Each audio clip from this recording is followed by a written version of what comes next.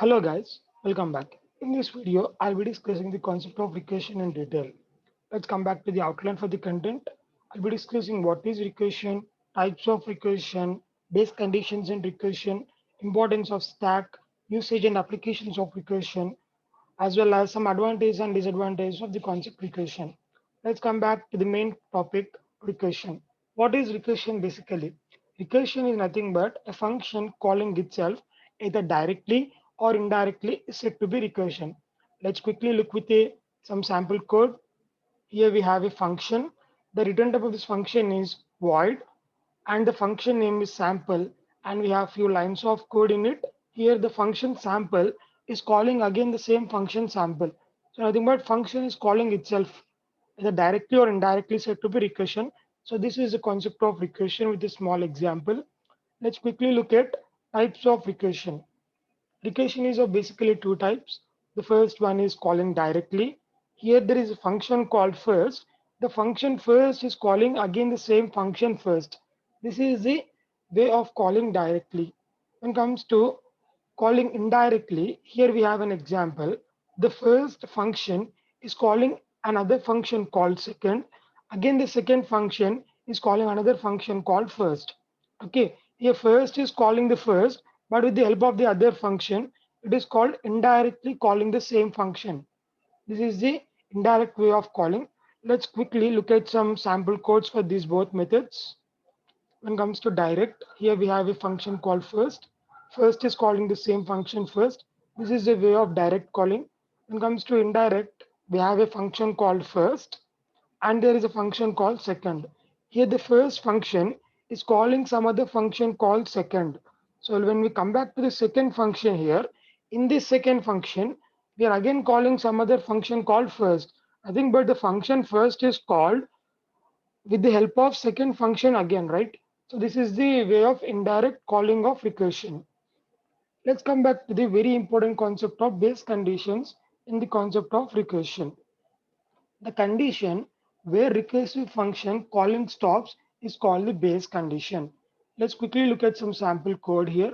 Here we have a function called first with the return type as an integer, and you pass some parameter with integer value as the name n.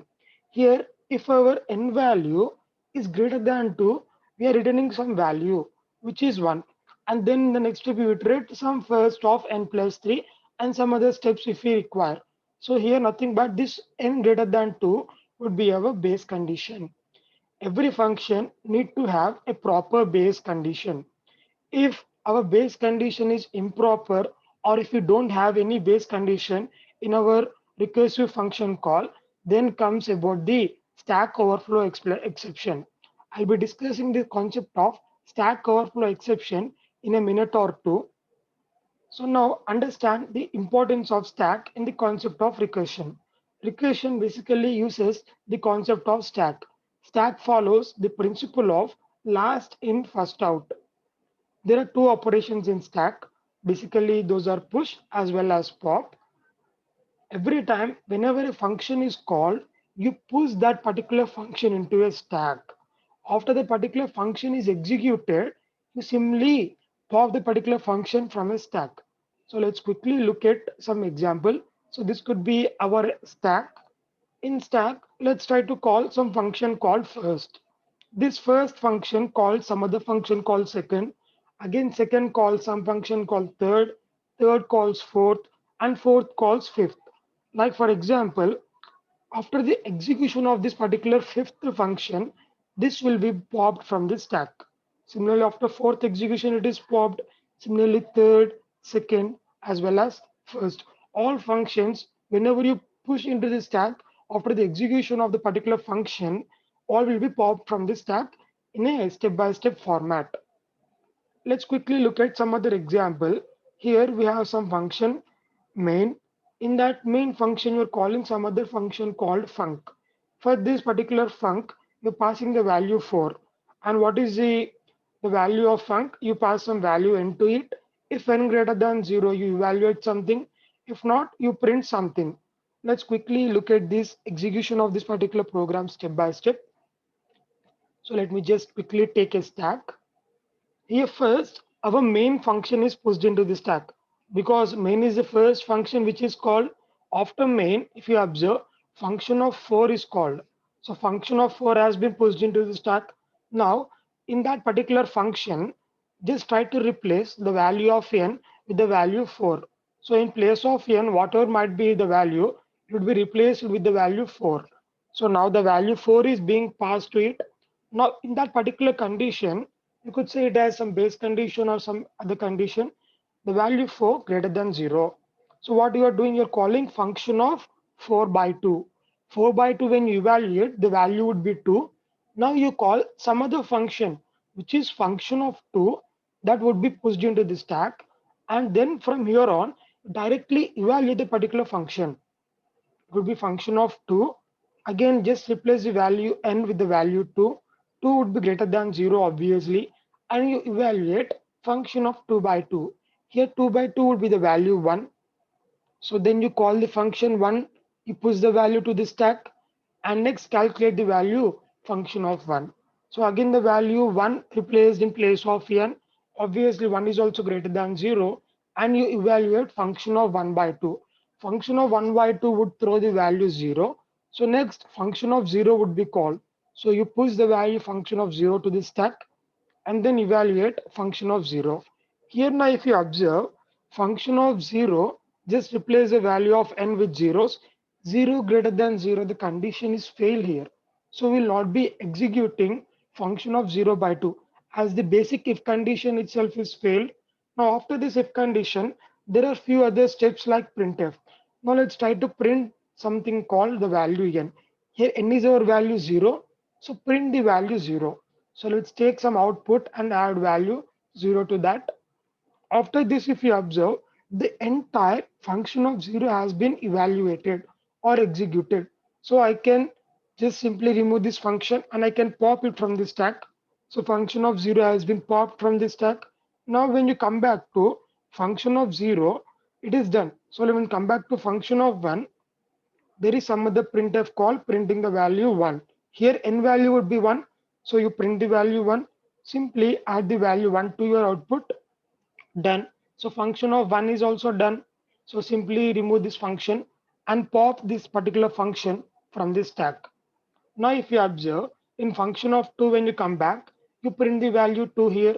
So quickly add the value 2 to your output. So this function is also done. So you can also pop this particular function from this stack. So now when you come back to function of 4, you print the value 4 here. So this could be your particular output. So as there are no more function, this could be your final output. But also if you observe carefully, function of 4 is also done executing. So this function also can be removed from our stack. So now function of 4 is evaluated. Now if I want to remove the particular main function is also done. So main is also removed from the particular stack. So the entire steps are done. So now if you observe, each and every time when a function call is there, we have been pushed into this stack. Whenever the function is executed, a particular function has been popped from this stack. So this could be some basic example just to understand the concept of recursion. Now let's come back to our content. Here let's discuss some usage and applications of recursion. Recursion will be basically used in sorting algorithms, mainly in quick sort as well as in merge sort. In the other place, we could use in tree as well as graph traversals. Like in tree, we use concept of recursion for pre-order, in order as well as post-order traversal. For graph as well, we use BFS as well as DFS.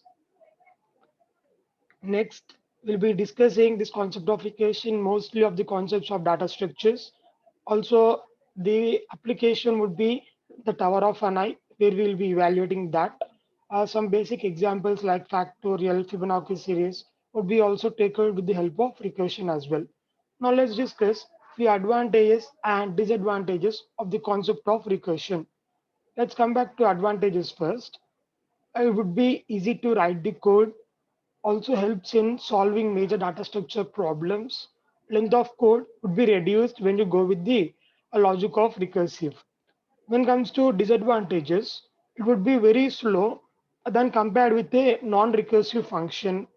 It also requires more memory. I'll be discussing this memory concept now. If you observe in the previous slide, I just told some concept called stack overflow exception. Like for example, if you want to evaluate some thousand functions or some lakhs of functions, but for any particular program, some set of memory is allocated to that.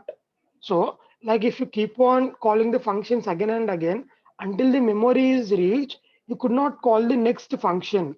Why? Because the stack of the memory would be full. The memory of the program or the memory of the stack would be full. Okay. So then the next function would not be called. So that's the thing when you try to call the next function, or if there are no base conditions or improper base conditions, the functions keep on calling again and again until the memory is full. You could not call the next function. There comes the stack overflow exception. Okay, this could be require more memory when you call multiple function calls. Also, when you try to analyze and trace the code, it would be very difficult tracing a non-recursive code. Also, space and time complexities would be obviously more when you come with the concept of recursion. Quickly at last, I would like to discuss some problem in recursion by taking some example. Calculated values need to calculate again and again. I would like to take this example with the example of Fibonacci series. This would be the code for Fibonacci series. Here we have some code. The return value of this Fibo function is int. You pass some value into it. The base condition would be n less than or equal to 1. If n would be 0 or 1, you would be returning the value 0 or 1, nothing but the value n. Fibonacci series is basically adding the previous two values. Okay, here we have some main function and we're trying to print some value called Fibonacci of 5. For evaluating Fibonacci of 5, first Fibonacci of 5 would be called. Here the value 5 is not less than or equals to 1. So what would you return? You would return the value Fibonacci of 5 minus 1 plus Fibonacci of 5 minus 2.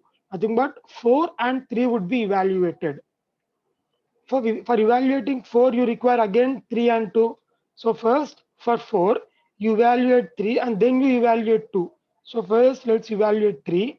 For evaluating 3, again 3 is not less than or equals to 1. So again you evaluate 2. For 2, again you evaluate 1. Because 1 is less than or equals to 1, here would be your function called stops. Here our base condition has achieved, so you would stop at this particular point, and the other value of Fibonacci of 2 would be Fibonacci of 1, 0. So these two values would result the addition of 0 and 1 would be Fibonacci of 2. Similarly, when you come back to Fibonacci of 3, you would again evaluate Fibonacci of 1. For Fibonacci of 4, you would evaluate 3 and 2. Again for this further 2, you evaluate 1 and 0. Now in 5, if you evaluate the 3 part, again for this you evaluate 2 and 2 minus 1, 1 would be evaluated. Okay, for 2 again 1 and 0. As already the 1 is the base condition, so there is no need to calculate further. Here if you observe, we are calculating Fibonacci of 3 again and again. Fibonacci of 2 again and again. Fibonacci of 1 again and again. Similarly, Fibonacci is 0 as well. Here, if you observe, when you calculate some particular value, you are evaluating multiple types. I think but this could increase your time complexity, space complexity, and also it requires lot of memory. Instead of using this concept of recursion, there will be some other logic where we take the help of dynamic programming. So this is the problem in the concept of recursion. So I hope everyone understood the concept of recursion in detail with few examples. Uh, I will watch you and see you in next video. Thank you guys for watching. Don't forget to subscribe and like our video. Thank you.